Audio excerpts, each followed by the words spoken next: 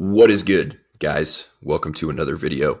Today is going to be all about gut check workouts in preparation for Special Forces Assessment and Selection, aka SFAS. These would also apply to certain other selections, especially like MARSOC selection, because it's pretty similar, but they may not exactly apply to, they definitely don't apply to BUDS. They definitely don't apply to maybe SMU selection, just because SMU selection is more one-dimensional. That doesn't mean it's easier. It's just basically only rucking. And then BUDS is obviously going to involve a lot of water, a lot of boats, and you absolutely can maybe take some ideas from this if you're planning on going to BUDS and tweak it in order to make it fit your plan. But these are going to be SFAS biased because that's my bread and butter. So I'm going to go over the definition of what a gut check workout is, provide some criteria for who should do them, who shouldn't do them, when to do them, when not to do them, and how to kind of approach them.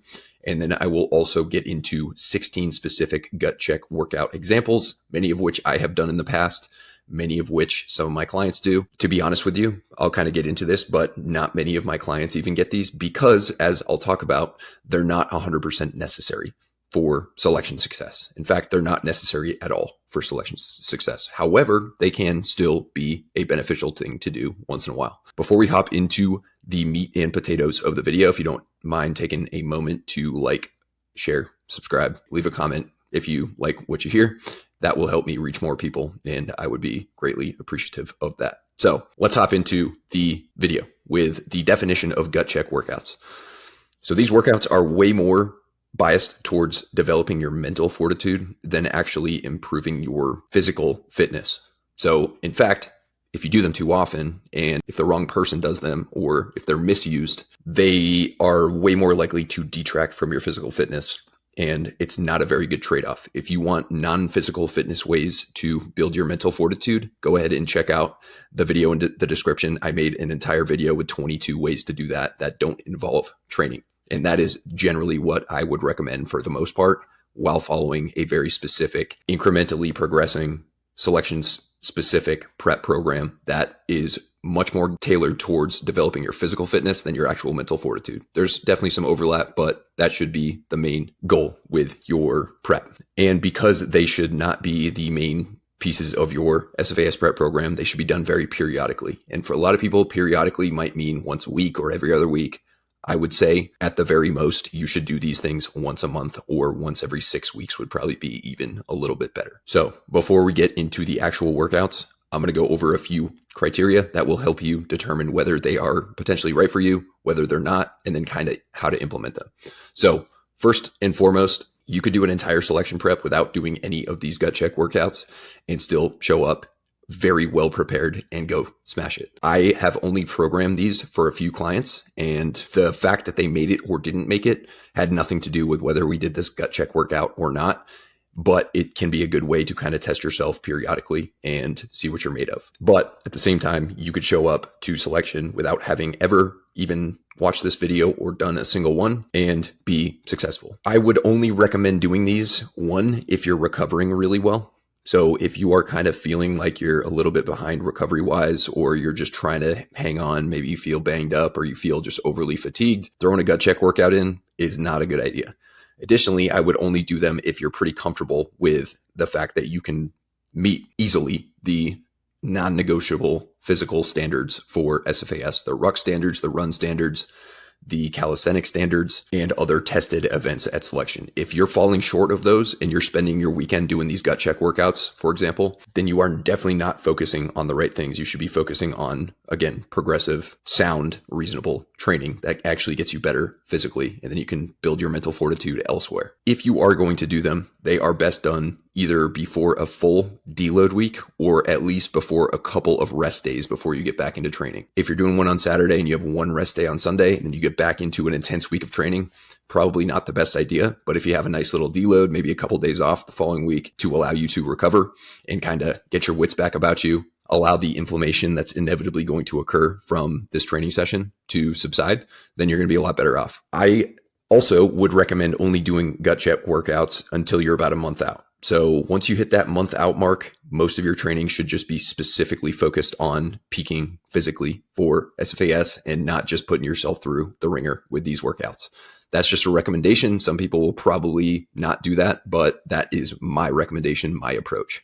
And then the last criteria is that the session should mostly mimic selection. So it shouldn't just be some random CrossFit WOD. It shouldn't be like a burpee mile. It shouldn't be something that involves other types of training that you won't be doing at selection. You want to make it somewhat specific, even though it's not like this big benchmark session that you have to do really well on in order to succeed. If you're going to expend all that energy and beat yourself up so much, might as well be doing something that you're actually going to be doing while you're there, or something very similar. So those are the criteria before you get into the actual training sessions. Just kind of make sure you meet those criteria and you're not doing them every week or every other week, or you're not really falling short on your physical fitness and not meeting the standards and you try to do a gut check workout. That's just not very intelligent. And make sure you're not adding one in 2 weeks out. I would highly suggest against that. So that criteria will help keep you reasonable with it and keep you from doing it in a way that's going to smash you up.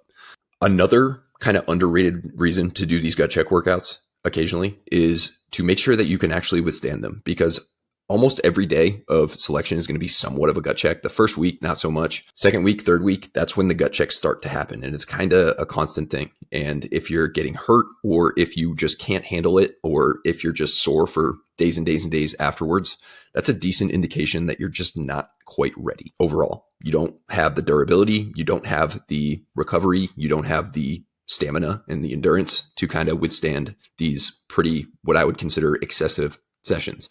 But you can build that by sound training and being consistent and taking the right steps outside the gym to improve your recovery. But if you are doing a gut check workout, say a month out, and you're just hammered for like 4 days afterwards, might be an indication that you're a little bit behind and short on your preparation. And you might need to either really dial things in or potentially push your class to another date so that you go when you're actually prepared. So of course, your goal is not to put yourself in a situation where you might hurt yourself with these workouts, but it's always possible because they are just very, very fatiguing and very intense. Even though they're kind of low skill movements, they still can beat you up over the long term. So definitely something to consider, and also a decent litmus test to just make sure that you are ready to actually go and withstand the rigors of selection. So let's get into the first workout.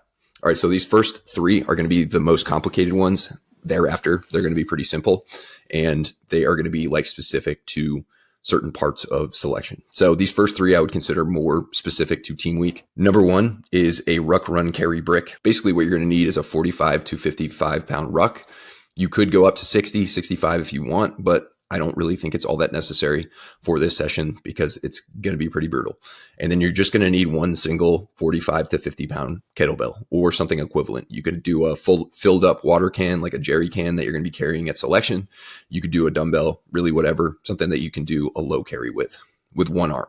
Suitcase carry. Part 1, you're going to go on a 30-minute ruck, and you are going to have that kettlebell with you in a low carry position. Essentially, you're going to cover ground for 30 minutes, switching hands and resting as necessary. So generally what I recommend doing is going out and back, because you're going to have to drop the kettlebell off and you don't want to go out 30 minutes and just have to leave your kettlebell. I would say go out 12 to 14 minutes just to account for going a little bit slower on the way back as fatigue builds, and then kind of get back to your start point.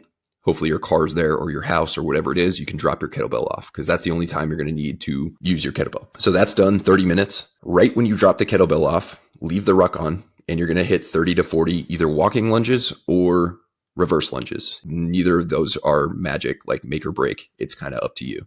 So you can do either stationary reverse lunges or 30 to 40 walking lunges. That's open for interpretation. You could do 30 to 40 each leg. You could do 30 to 40 total. It's not going to be some make or break thing like, oh, you only did 35 total, you're screwed. So kind of just base it on your fitness levels and go from there. Then immediately after that, you're going to go into a 60 to 80 minute ruck for time. So running, walking, trotting, whatever you think is necessary.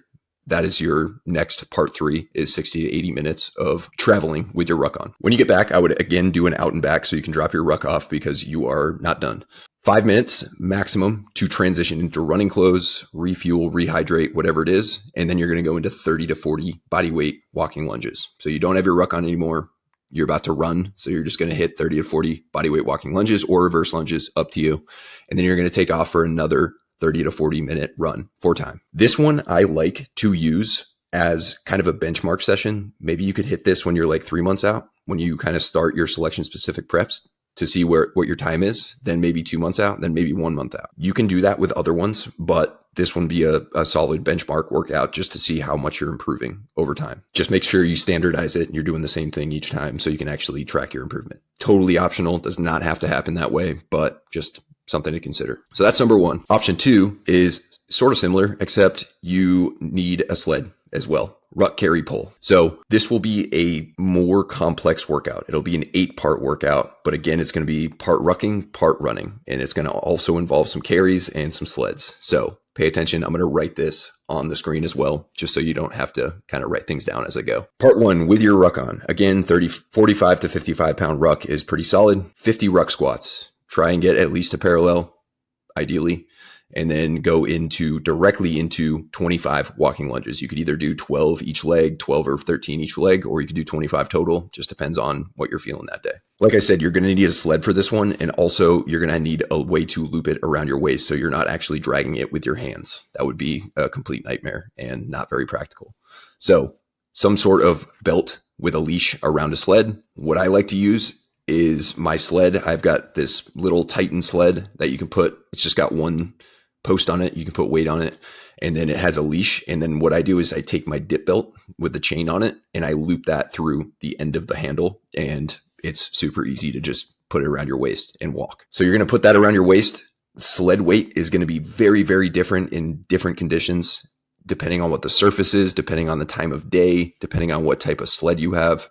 This is going to be something you're just going to have to be reasonable with and use some common sense for. It should be enough to slow you down, like pretty considerably, but it shouldn't be so much that, you know, when you go for this next 20-minute segment, you get like 200 yards. Like, it should be somewhat reasonable, more of a conditioning stimulus than an actual strength stimulus, but enough to like really give yourself a nice solid leg pump and really make a 20-minute ruck significantly harder because you're going to be dragging something. So during this 20-minute time, this is part two, you can alternate back and forth between walking backwards and walking forwards. That's why it's nice to have that nice loose belt around your waist, because you can just walk forward for a bit, literally just turn around, walk backward for a bit, and back and forth. Following that, you're going to do a 20-minute ruck with a 45 to 55 pound kettlebell or water can or whatever you choose, alternating between hands, low carry, one kettlebell or one weight. Same thing as the last one. You're just resting as needed, alternating between hands as needed. 20 minutes. I would go like 8 minutes out, 12 minutes back, or something along those lines. And then finally, you're going to go into part 4, which is a max distance ruck in 30 minutes. I would go 15 minutes out, 15 minutes back. You can make this a time-based thing, like a max 2.5 mile ruck for time or something along those lines, and do that way, but it's kind of up to you. Then once that's over, you're going to drop the ruck, and it's now time to do pretty much the exact same thing, just with body weight. So part 5, body weight only, 50 squats, 25 lunges, straight into a 20-minute sled drag. You can use the same sled, or you can maybe add a little bit of load to it. It's kind of up to you, but you're going to be pretty smoked at this point. So I would probably keep the load the same, and it's going to feel kind of nice, especially at first, because you don't have the ruck on anymore. And then part 7, same thing, 20-minute carry with the same kettlebell or weight out and back, and then a 20 to 30-minute run for time. Again, 8 parts. I'll put this on the screen so you guys don't have to memorize it, but that one is also another pretty brutal one. I don't have time standards or finishing standards for any of these. If you do them, especially if you choose 1 or 2 to use as like benchmark workouts, just base it off your last time and your next time and your next time. But at the same time, your time for these is not very relevant. Your time for your actual standardized testing is a lot more relevant. All right, so option 3 is what's called Sandy Dandy, another 45 to 50 pound ruck. And this time you're going to have a 60 to 80 pound sandbag. If you're an absolute unit and you're a beast, you can up that sandbag to like 100 pounds, maybe 120. But I would listen to the workout first before you do that, because that might be not the best decision. We'll kind of see. So part 1 is just to get the heart rate up, get yourself moving a little bit. So it is a 20-minute, 1 mile ruck run, 4 times, fast as you can. Come back. When you get back, have your sandbag kind of staged so you're ready to pick it up and go to work with it. You're going to do 15 each side, sandbag ground to shoulder. So with your ruck on, you're going to be bending down, grabbing the sandbag off the ground, put it on your right shoulder, back down, left shoulder, back down, 15 each side. So 30 total. You can alternate every rep if you want. You can alternate every other rep. kind of up to you. Most people probably aren't going to be able to do this without like having to take at least a breather once or twice, but that is the goal, is to accumulate that many reps. Part 3 is a 1 mile ruck while carrying the sandbag. So this time you're going to either have the sandbag over your shoulder, left shoulder, right shoulder. You can put it across the top of your back so it's kind of even. You can hold it in a zercher or a bear hug position. Any way you want. You just have to travel for 1 mile with that sandbag and your ruck. The caveat is every time you drop the sandbag, you have to buy back in. So say you're freaking smoked and you want to drop the sandbag, take a break, or the sandbag's just smoking you and you have to put it down. I would at least choose a sandbag where you're going to have to put it down a couple times. So choose your weight accordingly. If a 60-pound sandbag's way too easy for you and you can do this whole thing without ever having to put it down, that's fine, but it's less of a gut check. So choose a nice freaking solid heavy weight, but also don't hurt yourself. But every time you put it down, you pick it back up to start moving again. Before you can start moving again, you're going to do 12 bear hug or zercher squats with the sandbag. So just holding the sandbag with your ruck on before you start moving again, 12 zercher squats, and then you can start moving out. And that's every time you have to put it down. So after that 1 mile ruck with the sandbag and the ruck, you come back and again, 5-minute transition, water, fuel, change your shoes, whatever it is. And then you're going to do a 1 mile run for time. After that 1 mile run, you're going to pick that same sandbag up again. In fact, you're actually not going to pick that sandbag up. You're going to get down on the ground with it and you're doing 15 sandbag get-ups per side. In this situation, I would probably do like 5 over the right shoulder, 5 over the left shoulder, 5 over the right, so on and so forth. So you get 30 total, 15 each side. Those are pretty brutal. So plan accordingly. And then you're going to travel again 1 mile with the sandbag over your shoulder, zercher, across your back, whatever it is. Again, this time no ruck. And that is the workout. You could potentially do that twice, but that's up to you.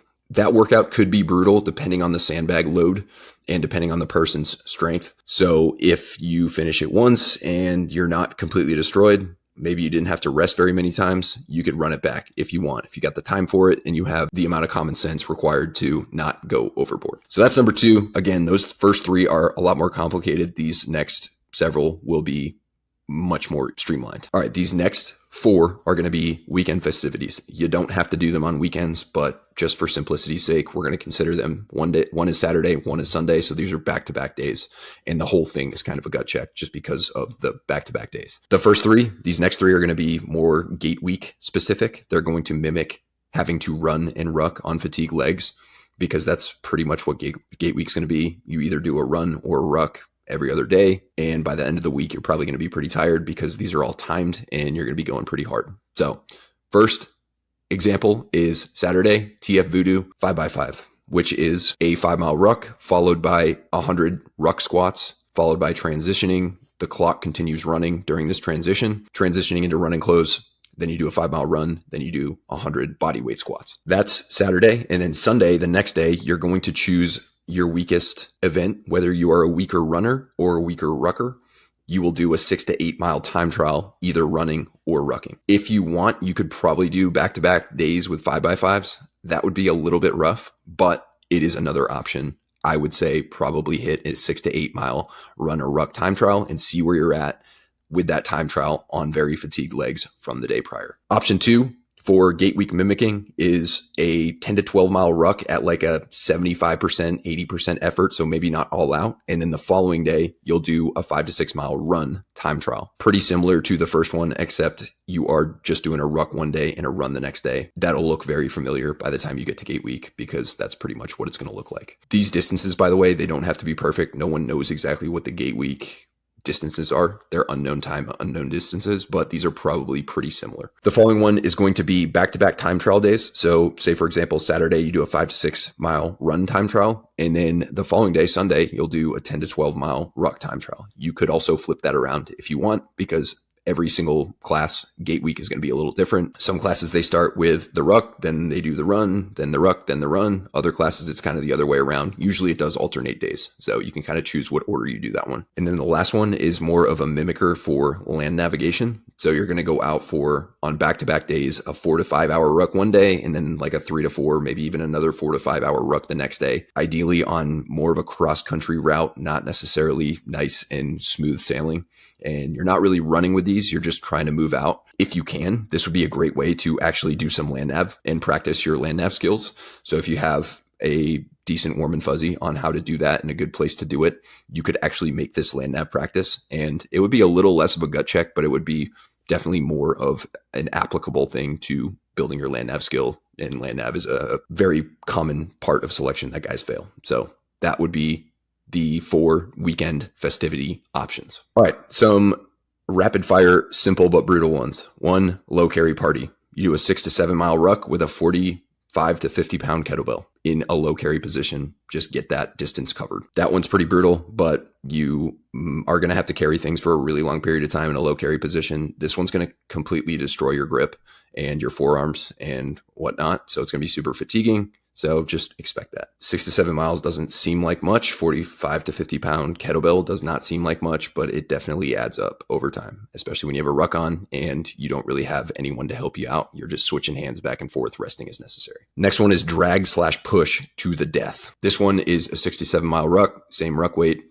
50, 55 pounds or so. You take a sled, again, same sled criteria. You'll just have to use some common sense. It should slow you down. It should require you to take a few breaks throughout the 6 to 7 mile ruck, but there's no standardized weight just because every surface and every sled is so different. So literally you'll just switch off between dragging it backwards, dragging it forwards. You can push it if you want, if it's got uprights that you can actually use to push. Really, whatever you want, just travel 6 to 7 miles with the ruck and the sled and call it quits. Next one is sandbag appreciation day. You're doing the same thing, except guess what? You're bringing a sandbag. My general recommendation would be 60 to 80 pounds. But again, if you're super strong and that seems pretty damn easy for you, you could consider going to 100, maybe 120 pounds. Just be safe with it. And then finally, a very heavy ruck. A lot of people do this particular one way too often. They train with super heavy rucks all the time, which I don't recommend. But you load 90-ish pounds in a ruck and walk. Don't run, just walk 6 to 7 miles. And that'll give you a good feel for even heavier than what the ruck weight is going to be at selection. But it'll also give you a good feel of just when team week comes around, you're going to have a lot of weight on your back, your ruck plus other things. So that'll give you a good idea of what that feels like. Next one is time trial with a twist. So you are going to go on a 2 to 3 hour ruck for maximum distance. However, every mile, you're going to hit 50 steps of walking lunges and 20 push-ups with your ruck on. So again, every time you hit a mile, 50 steps, you can continue walking if you want to kind of cut into your next mile. Doesn't matter to me. If walking lunges bother you, you can do reverse lunges in place. Either one is fine. And then 20 ruck push-ups. Again, that's every single mile. I would probably start with 2 hours and then maybe your next one, maybe do 3 if you do this twice. But if you feel like you're pretty solid, you want to go smash yourself, you can consider doing full 3 hours. The next one is going to be the ruck run suicides. This one is a pretty good time. It is 12 miles total, 6 miles running, 6 miles rucking. Essentially what you're going to do is switch off back and forth between rucking and running. So round 1 is 1 mile total. I suggest doing out and back like suicide. So you go out 0.5 miles, back 0.5 miles, drop your ruck, run out 0.5 miles, run back 0.5 miles. Then you'll do the same thing, ruck out 1 mile, ruck back 1 mile, drop ruck, run out 1 mile, run back 1 mile. And then the last one, ruck out 1.5 miles, back 1.5 miles. And then finally drop your ruck for the last one and run out 1.5, back 1.5. So again, doesn't sound like much, but that ends up being 12 miles. And that would be a pretty solid benchmark session. You could see how you're improving. Next one is going to be ruck/posterior chain appreciation day because your posterior chain is going to be completely smashed. So I would suggest doing this for 2 or 3 rounds. You have the same weight ruck on, 50, 55 pounds or so, 25 ruck Zercher squats. So you don't have the ruck on yet. You pick it up off the ground, Zercher squat or bear hug squat, whatever you want, should be in front of you. Then you'll do 25 ground to overheads with your ruck. So you have your ruck, you put it down on the ground, you grab it, you put it all the way up over your head, however way you want. You can snatch it if you want. You can clean and press it if you want. You can muscle it up here and then push press it if you want. Really up to you. As long as that ruck hits the ground every time and is fully locked out over your head every time, good to go. Then you'll put your ruck on and do 25 ruck good mornings. So you'll have your ruck on your back and you're basically just doing RDLs/good mornings with the ruck on your back. Then you'll do 25 ruck back squats. So doesn't sound like that bad, 25 ruck good mornings, but when you do that right after 25 ruck ground overheads, which is very posterior chain dominant, pretty brutal. And then we're not done yet. The last thing is you'll ruck run 2 to 3 miles. So again, you can do that 2-3 rounds, and that's going to be anywhere between 6 and 9 miles of rucking with all of those exercises in between. So that's why it is called ruck appreciation as well as posterior chain appreciation, because just wait, it's definitely going to add up. All right. And the last two, run, lunge, ladder fest. So no ruck on this one, believe it or not. This is going to be the only one that does not involve a ruck. Your total run distance is going to be 10 miles. Buy-in, before you even start, you're going to do 100 yards of lunges. So alternating walking lunges, 100 yards, body weight. Then you're going to run a mile. Then you're going to do another 100 yards of walking lunges. You can do this to eat into your next mile if you want, totally up to you, or you can do reverse lunges in place. Either way is fine. Then you're going to run 2 miles, 100 lunges, 100 yards of lunges. Then you're going to run 3 miles, 100 yards of lunges. Then you're going to run 4 miles, 100 yards of lunges. So not super complicated. However, absolutely brutal. It's going to get you used to running on pre-fatigued legs, and it's a good way to kind of mix your run up. Is this like a great run workout? No, none of these are, like I said, all these are gut check sessions. So it's not going to like make you a superstar runner, but it is a good way to kind of test yourself and get used to running on fatigued legs. And then the last one, CrossFit Ruck shenanigans, 3 to 5 rounds of a 1 mile ruck, 50 ruck push-ups. Every time you take a break on these 50 ruck push-ups, so you're going along, either your knees come down or you just can't do another rep. I generally wouldn't recommend just going all the way to failure every single time. I'd probably kind of try and pace it.